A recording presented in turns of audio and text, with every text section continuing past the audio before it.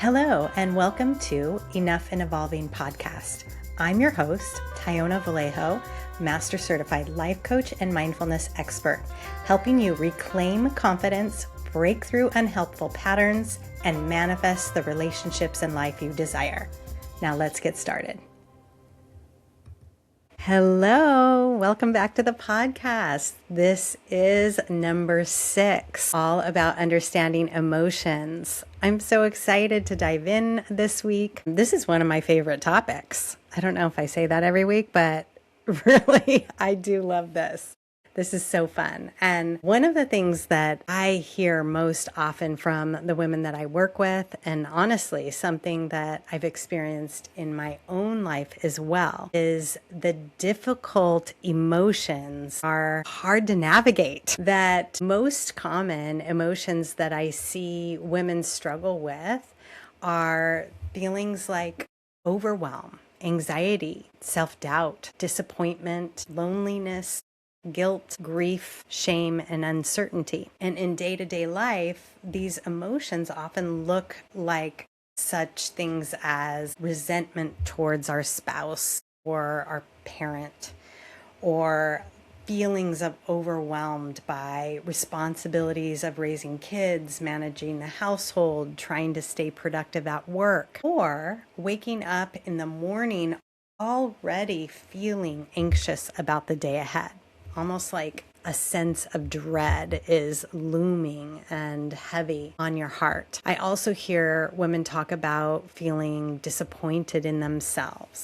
And I definitely have had my share of that as well. Over time, that can create a lot of feelings of overwhelm as well as feelings of being stuck. My personal experience with these emotions actually brought me to my first life coach. And I remember realizing that how I was feeling at the time was affecting everything in my life. And I could see it in my relationship, I could see it in my confidence, even my ability to enjoy the little things as well. So working with a coach was the first time I learned something really important, that I was feeling, number one, completely normal, right? That this difficulty in navigating emotions is completely normal. And more importantly, that there were tools that could help me work with my emotions instead of feeling controlled by them.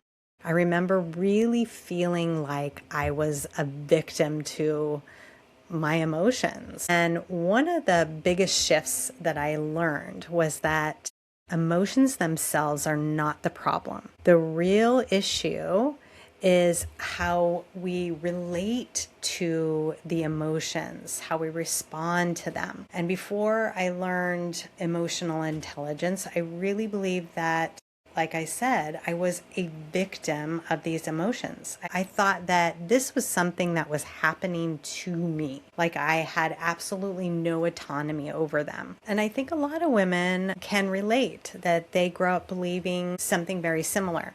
Many of us were taught, for instance, that either directly or indirectly, that certain emotions weren't acceptable. And maybe you heard things like, stop crying, or suck it up, or you're being too sensitive, or you maybe received subtler messages like showing emotions means that you're weak, or being angry is very unladylike.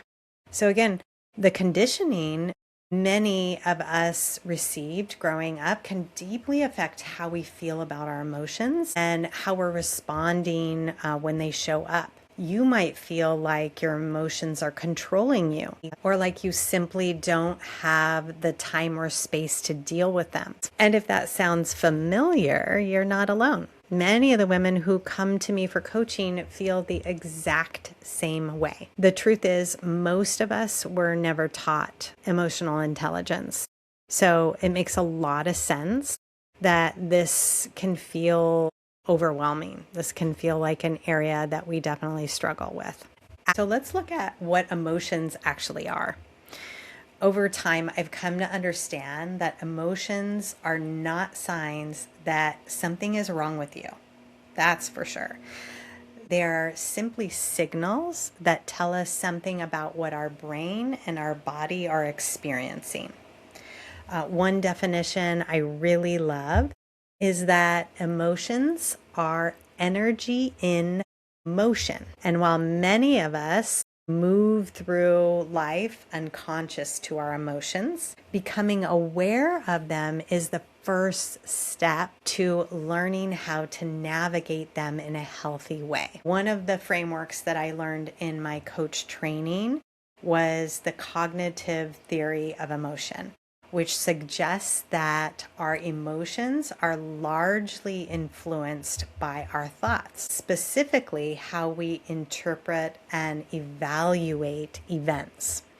Learning this was incredibly empowering. It completely has changed my life, and I have seen how it has influenced my clients' lives as well, because it means that the thoughts we think can influence how we feel. And that gives us so much more autonomy than we may have realized. Now, I will say, in my experience working with clients, some emotions can also be influenced by our nervous system state. For example, sometimes people wake up already feeling anxious, and that might not be tied to a specific thought they're consciously thinking. Sometimes the anxiety is coming from the body and the nervous system, which is why it's helpful to understand emotions from both the top down and the bottom up,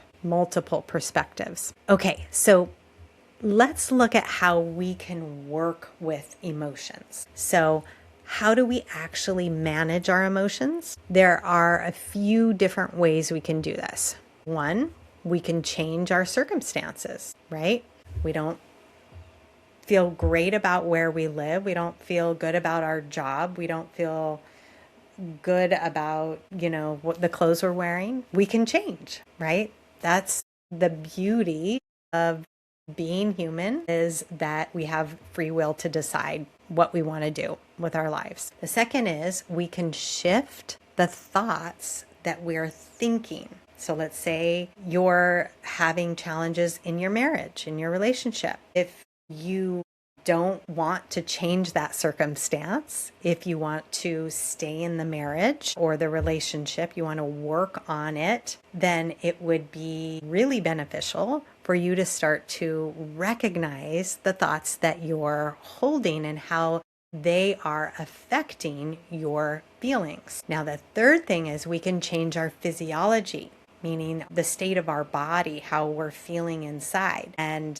that's one of the reasons I love yoga, right? Yoga is a wonderful outlet for changing your physiology. You can also simply change your physiology by going on a walk, moving your body, doing different things like, let's say you're experiencing anxiety. You can put your hands in a tub of ice, or you can splash cold water on your face. This can change your physical state, which will help you change your emotional state. And the last but not least, of course, is that we can learn how to create a sense of safety in our nervous system.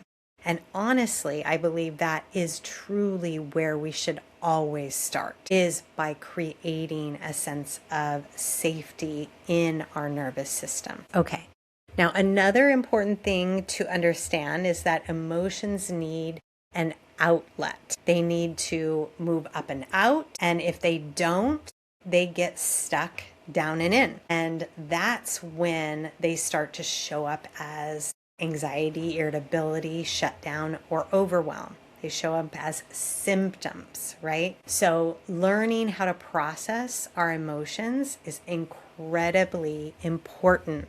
Have you ever heard about the 90-second emotion? There is a fascinating discovery from Harvard neuroscience, Dr. Jill Bolt-Taylor. She found that the chemical life of an emotion in the body lasts 90 seconds, meaning the physiological surge of emotion, the chemical response in the bloodstream, moves through relatively quickly, a minute and a half. If an emotion lasts longer than that, it's often because our mind keeps re-triggering it through rumination or repetitive thinking, which is why awareness of our thoughts becomes so powerful. Now, as a yoga teacher and a coach, one of my favorite things to help people do is connect with the physical sensations of their emotions, because emotions don't just live in the mind,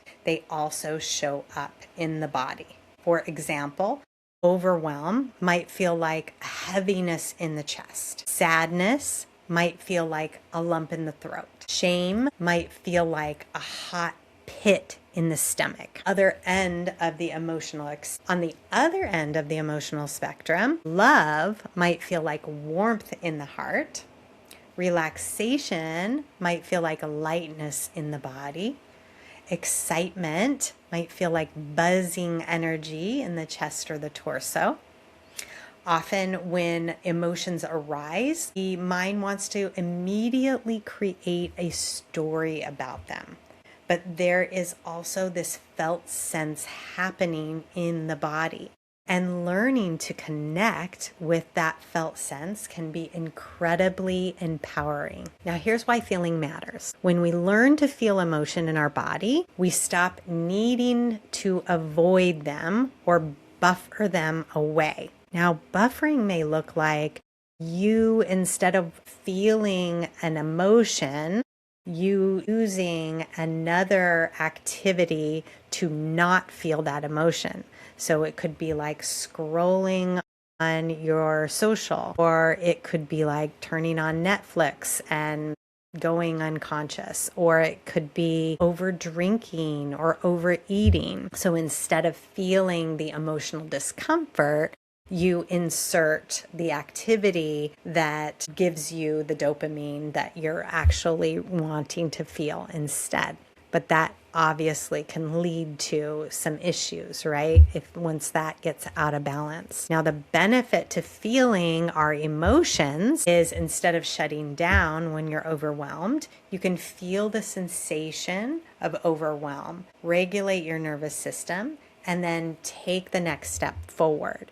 Another example is, instead of exploding in anger with a partner, you can process the emotion first and then communicate with a calm, courageous voice. This is where emotional processing changes our relationships and our lives. A simple practice to start today is this: pause. Ask yourself, what am I feeling right now? Then notice the sensations associated with that feeling in your body. Where do you feel it? What does it feel like? Is it heavy? Is it light? Is it constricted? Is it expansive? If you stay with the sensation and breathe, you can often watch the emotion begin to move and shift. Now, in closing, I want you to remember that our emotions are not enemies. They are messengers. And the more we learn to listen to them instead of fight them, the more emotional freedom we begin to experience. Now, next week on the podcast, I'm going to do part 2, where I'm going to dive deeper into the energetics of emotions and how emotional states that we spend time in can influence our manifestations and what we attract into our lives. So, if you've ever wondered why emotional patterns seem to repeat in relationships, business, or life, you're definitely going to want to tune in next week. Learning to work with your emotions isn't about becoming perfectly calm all the time. It's about learning to trust that you can handle whatever you feel.